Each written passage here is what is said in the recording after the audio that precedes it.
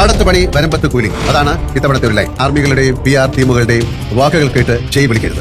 ആഴകളായി നിൽക്കാൻ വന്നവരെ കണ്ടവഴി ഓടിക്കണം. കണ്ടന്റ് തരുന്നവർ മാത്രം മതി ഷോയിൽ. ബിഗ് ബോസ് സീസൺ 7 7ന്റെ പണിയുമായിട്ടാണ് വന്നത് എന്ന് പറഞ്ഞതിന്റെ അർത്ഥം ഇപ്പൊ നിങ്ങൾക്ക് പിടികിട്ടി കാണുമെന്ന് വിചാരിക്കുകയാണ്. നന്നായിട്ട് കണ്ടന്റ് ക്രിയേറ്റ് ചെയ്യുന്നവരെ നന്നായി പ്രൊമോട്ട് ചെയ്യുകയും കണ്ടന്റ് ക്രിയേറ്റ് ചെയ്യുന്നവർക്ക് മാത്രമാണ് ഇവിടെ ഒരു സ്ഥാനമുള്ളൂ എന്ന് പറയുന്ന തരത്തിലേക്കാണ് ഓരോ പ്രൊമോയും വന്നിരുന്നത്. അതാണ് ലാലേട്ടൻ ഇപ്പൊ പറഞ്ഞ ഈ പ്രൊമോയിൽ പറഞ്ഞിരുന്ന കാര്യം തന്നെ. എന്നാൽ ഇതിന് വിരുദ്ധമായിട്ടാണ് ചില കാര്യങ്ങൾ ഇപ്പൊ സോഷ്യൽ മീഡിയയിൽ നടക്കുന്നത്. എസ്പെഷ്യലി രേണു സുധി ഞാൻ നോമിനേഷന് വന്നിട്ടുണ്ട്, അതുകൊണ്ട് എനിക്ക് എല്ലാവരും വോട്ട് ചെയ്യണം എന്ന് പറഞ്ഞുകൊണ്ടുള്ള വീഡിയോ എല്ലാവരും കണ്ടു. വീടിനകത്തിരിക്കുന്ന രേണു സുധി എങ്ങനെയാണ് വോട്ട് ചോദിക്കാൻ വീടിന് പുറത്ത് വന്നത് എന്നുള്ള ചർച്ചകളൊക്കെ ഇങ്ങനെ നടന്നുകൊണ്ടിരിക്കുകയാണ്. ഇതെല്ലാം അവർ കരുതി കൂട്ടി ചെയ്തതാണെന്ന് തന്നെ വിചാരിക്കാം. നേരത്തെ പ്ലാൻ ചെയ്ത് ഷൂട്ട് ചെയ്ത് വെച്ചിരുന്നു എന്ന് കരുതാം. ഷൂട്ട് ചെയ്യുമ്പോൾ അവർ പറഞ്ഞു വെച്ചിട്ടുണ്ടാവും, ഈ ആദ്യത്തെ ആഴ്ച ഞാൻ നോമിനേഷനിൽ വന്നു, എനിക്ക് എല്ലാവരും വോട്ട് ചെയ്യണം. ഞാൻ രണ്ടാമത്തെ ആഴ്ച നോമിനേഷനിൽ വന്നു. അങ്ങനെ എല്ലാ ആഴ്ചയും ഷൂട്ട് ചെയ്ത് വെച്ചേക്കുമായിരിക്കാം. ഓൾറെഡി ഏകദേശം ബിഗ് ബോസിൽ എന്തെല്ലാം നടക്കും എന്നുള്ള കാര്യങ്ങളൊക്കെ വെച്ച് എന്നെ കോർണർ ചെയ്യുന്നു, അതുകൊണ്ട് എല്ലാവരും എന്നെ സപ്പോർട്ട് ചെയ്യണേ, അങ്ങനെയുള്ള വീഡിയോ പ്രതീക്ഷിക്കാം. ഇങ്ങനെയുള്ള കാര്യങ്ങൾ ഇവർ ഓൾറെഡി ഒരു മീഡിയനെ ഏൽപ്പിച്ച് ഇതെല്ലാം ഓൾറെഡി ഷൂട്ട് ചെയ്ത് വെച്ചിരിക്കുകയാണ്. ഞാനിവിടെ പറയാൻ ആഗ്രഹിക്കുന്ന ഇതൊന്നുമല്ല. ഈ റിയാക്ഷൻ വീഡിയോ ഇട്ടോ എല്ലാ വീഡിയോയും ശ്രദ്ധിച്ചു കഴിഞ്ഞാൽ നിങ്ങൾക്ക് ഒരു കാര്യം മനസ്സിലാവും. ഇവരുടെ PR ഇതിന് താഴെ വന്നിട്ടിരുന്ന കമന്റുകളാണ് ഏറെ ശ്രദ്ധിക്കുന്നത്. അതായത് കിച്ചു ആണ് ഇപ്പോൾ ഇതിന്റെ പിന്നിൽ എന്നാണ് ഇവർ പറഞ്ഞുകൊണ്ട് വരുന്നത്. രേണുവിന്റെ സോഷ്യൽ മീഡിയ പേജ് കൈകാര്യം ചെയ്ത് കിച്ചു ആണെന്നാണ് പറയണത്. എന്നത് ശുദ്ധ അബദ്ധമാണ് കേട്ടോ.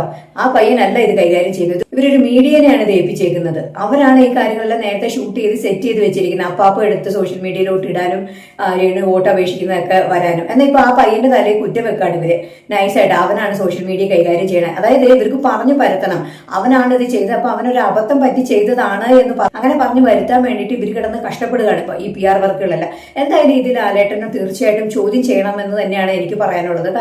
സാധാരണ ബിഗ് ബോസിൽ പോകുന്നവരെല്ലാം അങ്ങനെ നേരത്തെ ഷൂട്ട് ചെയ്ത് വെക്കും. ഞാൻ ബിഗ് ബോസിലുണ്ട്, എല്ലാവരും എന്നെ സപ്പോർട്ട് ചെയ്യണം എന്നൊക്കെ പറഞ്ഞു. അത് എല്ലാ കണ്ടസ്റ്റൻസും അങ്ങനെ വീഡിയോ ഷൂട്ട് ചെയ്ത് വെക്കും. പക്ഷെ ചരിത്രത്തിൽ ആദ്യമായിട്ട് ഈ ബോസ് എന്ന് പറയുന്നത് വിദേശ രാജ്യത്ത് വന്നൊരു പ്രോഗ്രാമാണ്. അവര് പോലും അല്ലെങ്കിൽ ഇതിന്റെ ചരിത്രത്തിൽ ആദ്യമായിട്ടാണ് ഇങ്ങനെ ഒരു കണ്ടസ്റ്റന്റ് ഞാൻ ബിഗ് ബോസിൽ എവിക്ഷനിൽ വന്നിട്ടുണ്ട്, എനിക്ക് വോട്ട് ചെയ്യണം എന്ന് പറഞ്ഞുകൊണ്ട് ഒരു വീഡിയോ ഇടുന്നത് കാണുന്നത്. എന്തായാലും ഇത് ബിഗ് ബോസ് ചോദ്യം ചെയ്യണം, അല്ലെങ്കിൽ ലാലേട്ടനും ഇത് ചോദ്യം ചെയ്യണം. സത്യസന്ധമായി കളിക്കുന്ന പലരും ആ ബിഗ് ബോസ് ഹൗസിലുണ്ട്. അവരുടെ സത്യസന്ധതയും കൂടി ചോദ്യം ചെയ്യുന്ന തരത്തിലാണ് ഇപ്പൊ പോകുന്നത്. അത്രയ്ക്ക് PR വർക്കുകളാണ് ഇപ്പൊ നടന്നുകൊണ്ടിരിക്കുന്നത്. ചുമ്മാ നോണ തന്നെയാണ് ഇവർ അടിച്ചു വിടുന്നത്. രേണു അവിടെ ഫയർ ആവുക എന്ന് പറഞ്ഞത്. പക്ഷെ നമ്മൾ ലൈവ് കാണുന്നത് ഞങ്ങളൊന്നും ഇതുവരെ കണ്ടില്ല രേണു ഫയർ ആകുന്നത്. അവിടെ ആരെങ്കിലും ഒരാൾ കണ്ടന്റ് ക്രിയേറ്റ് ചെയ്താൽ ആ പുറകെ പോയിട്ട് എന്തെങ്കിലും പറയുന്നതല്ലാതെ എന്ത് കണ്ടന്റാണ് രേണു ക്രിയേറ്റ് ചെയ്യുന്നത്? അപ്പൊ സത്യസന്ധമായിരിക്കണം കാര്യങ്ങളൊക്കെ. ഇപ്പൊ എല്ലാ കണ്ടസ്റ്റൻസും രേണു അല്ലാതെ ഫേമസ് ആയിരിക്കുന്ന മറ്റു ഫീൽഡിൽ നിന്ന് വന്നവരും ആ കൂട്ടത്തിലുണ്ട്. അവരും അവരുടെ ഗെയിമാണ് കളിക്കുന്നത്, എല്ലാവരും ഗെയിമാണ് കളിക്കുന്നത്. പക്ഷെ ഈ PR-കാരിൽ നിന്നിട്ട് ആവശ്യമില്ലാതെ രേണുവിനെ ഇങ്ങനെ ബൂസ്റ്റപ്പ് ചെയ്യാൻ വേണ്ടിയിട്ട് മാതിരി പരിപാടികളൊന്നും കാണിക്കുന്നത് ശരിയല്ല. അതുമാത്രമല്ല, ഈ കിച്ചു എന്ന പയ്യനെ കൂടി ആ കൊച്ചിന്റെ പേരും കളയാൻ വേണ്ടിയിട്ട് ഇങ്ങനെ ആ കൊച്ചിനെ കൂടി വലിച്ചെടുക്കുന്നത് ഒട്ടും ശരിയല്ല. അതിന്റെ തലയിൽ ഈ കുറ്റം വെച്ചിട്ട് ഇവർ രക്ഷപ്പെടാൻ ശ്രമിക്കുന്ന എന്തിനാണ്? അതൊരിക്കലും ഉണ്ടാവരുതെന്നാണ് പറയാനുള്ളത്. ഒന്നാമത്തെ വീക്കിൽ തന്നെ ഞാൻ എലിമിനേഷൻ റൗണ്ടിൽ വന്നു. ഓരോരുത്തരും വിലയേറിയ വോട്ടുണ്ടെങ്കിൽ മാത്രമേ എനിക്ക് ഗെയിമിൽ മുന്നോട്ട് പോകാൻ സാധിക്കും. എന്തായാലും നിങ്ങളുടെ അഭിപ്രായം നിർദ്ദേശങ്ങൾ കമന്റ് രൂപേണ അറിയിക്കും. മറ്റൊരു വീഡിയോയിൽ ഉടനെ കാണാം.